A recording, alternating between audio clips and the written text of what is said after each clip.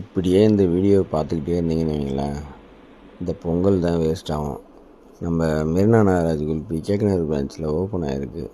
குல்பி இருக்குது, 4 flavour, pista, mango, chocolate, malai. வந்து இந்த பொங்கலை ஹாப்பியாக மகிழ்ச்சியாக என்ஜாய் பண்ணிட்டு போங்க.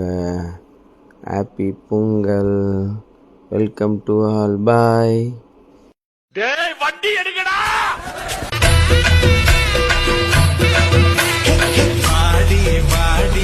மறக்காம சர்ப்ரைஸ் பண்ணுங்க.